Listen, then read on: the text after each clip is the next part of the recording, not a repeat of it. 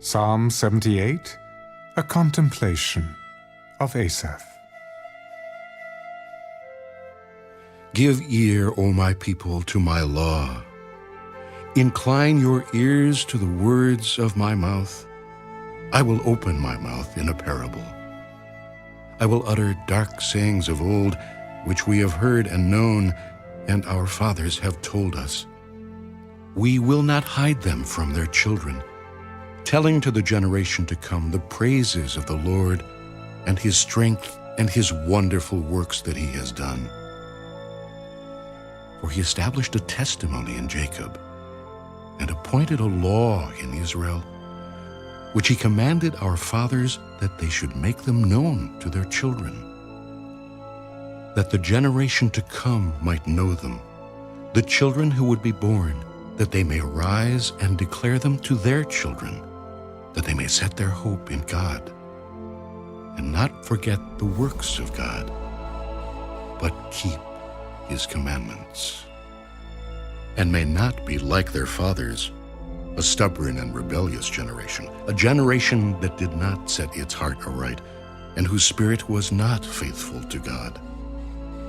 The children of Ephraim, being armed and carrying bows, turned back in the day of battle. They did not keep the covenant of God. They refused to walk in his law, and forgot his works and his wonders that he had shown them. Marvelous things he did in the sight of their fathers, in the land of Egypt, in the field of Zoan. He divided the sea and caused them to pass through, and he made the waters stand up like a heap. In the daytime also he led them with the cloud, and all the night with a light of fire. He split the rocks in the wilderness, and gave them drink in abundance like the depths. He also brought streams out of the rock, and caused waters to run down like rivers. But they sinned even more against him, by rebelling against the Most High in the wilderness. And they tested God in their heart by asking for the food of their fancy. Yes, they spoke against God. They said, "Can God prepare a table in the wilderness?" Behold, he struck the rock so that the waters gushed out and the streams overflowed. Can he give bread also? Can he provide meat for his people? Therefore the Lord heard this and was furious. So a fire was kindled against Jacob, and anger also came up against Israel, because they did not believe in God and did not trust in his salvation. Yet he had commanded the clouds above, and opened the doors of heaven, and rained down manna on them to eat, and given them of the bread of heaven. Men ate angels' food. He sent them food to the full. He caused an east wind to blow in the heavens, and by his power he brought in the south wind. He also rained meat on them like the dust, feathered fowl like the sand of the seas. And he let them fall in the midst of their camp all around their dwellings. So they ate and were well filled, for he gave them their own desire. They were not deprived of their craving. But while their food was still in their mouths, the wrath of God came against them, and slew the stoutest of them, and struck down the choice men of Israel. In spite of this, they still sinned, and did not believe in his wondrous works. Therefore their days he consumed in futility, and their years in fear. When he slew them, then they sought him, and they returned and sought earnestly for God. Then they remembered that God was their rock, and the Most High God, their Redeemer. Nevertheless, they flattered him with their mouth, and they lied to him with their tongue. For their heart was not steadfast with him, nor were they faithful in his covenant. But he, being full of compassion, forgave their iniquity and did not destroy them. Yes, many a time he turned his anger away and did not stir up all his wrath. For he remembered that they were but flesh, a breath that passes away and does not come again. How often they provoked him in the wilderness and grieved him in the desert. Yes, again and again they tempted God and limited the Holy One of Israel.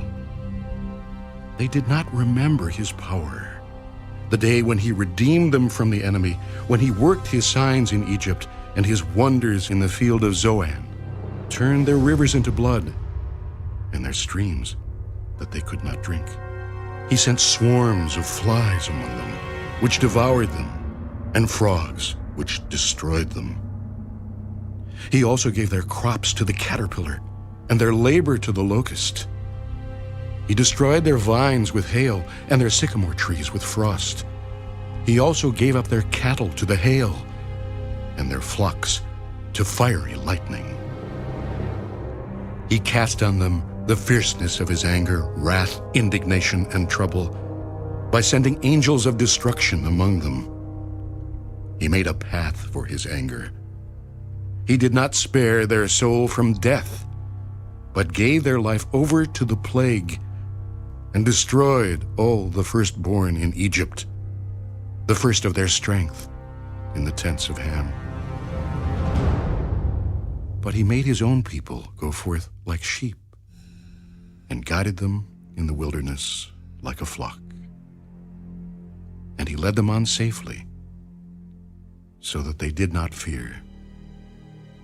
But the sea overwhelmed their enemies. And he brought them to his holy border, this mountain which his right hand had acquired.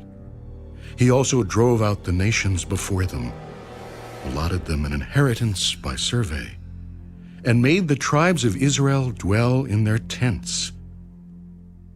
Yet they tested and provoked the Most High God, and did not keep his testimonies, but turned back and acted unfaithfully like their fathers. They were turned aside like a deceitful bow. For they provoked him to anger with their high places, and moved him to jealousy with their carved images.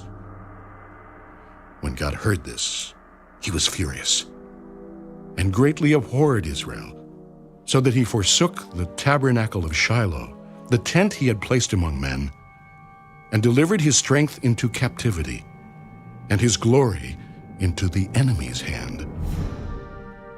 He also gave his people over to the sword, and was furious with his inheritance.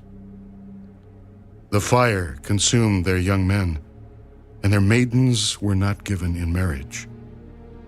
Their priests fell by the sword, and their widows made no lamentation.